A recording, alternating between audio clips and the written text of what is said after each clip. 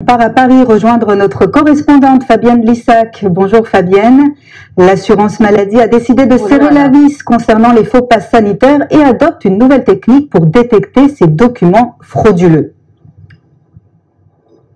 C'est vrai, et c'est une campagne de grande ampleur puisque cela concerne pas moins de 300 000 faux passes sanitaires. L'assurance maladie va effectivement lancer une procédure technique en 2 temps. Il s'agit d'abord d'identifier ces faux passes sanitaires et les médecins qui sont impliqués. Elle a d'abord identifié des médecins qui nient avoir injecté la moindre dose de vaccin. Alors, plusieurs cas sont possibles. Il y a des médecins qui s'étaient fait voler leur numéro de carte professionnelle par des réseaux organisés. Il y a des cas de piratage.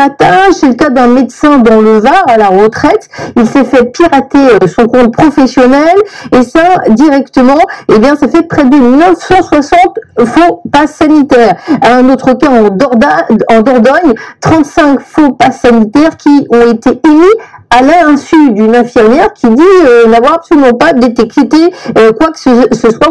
On touche là à des problèmes d'usurpation d'identité. Il faut savoir que ça, c'est dans un contexte de campagne présidentielle. Le montant des fraudes sociales en France est estimé, selon Éric Zemmour, à 40 milliards d'euros et certains candidats appellent à la création d'une brigade nationale de lutte contre les fraudes. Alors c'est vrai qu'une fraude, ça coûte cher. Combien coûte l'amende?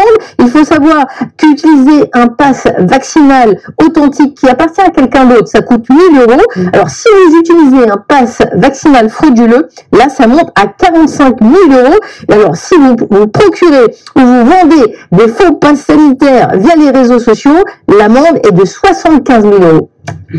Autre source d'inquiétude, Fabienne, pour le gouvernement français, c'est la vaccination des 5-11 ans qui reste très faible dans le pays alors que les contaminations augmentent dans les écoles.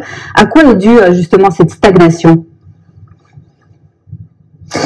C'est vrai que ça fait 6 semaines que cette vaccination, cette campagne d'immunisation des jeunes a été lancée et on dirait qu'on est dans l'impasse. Ça n'avance pas. D'abord les chiffres, selon les données de la Direction générale de la santé, ce sont 241 000 enfants âgés de 5 à 11 ans qui ont reçu une première dose.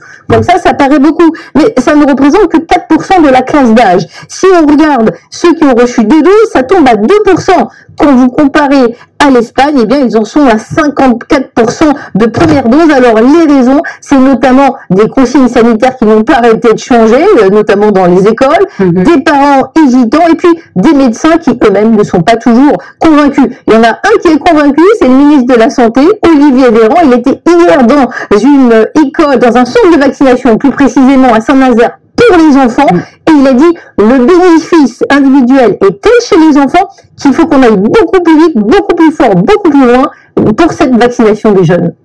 Un grand merci Fabienne Lissac depuis Paris. On ouvre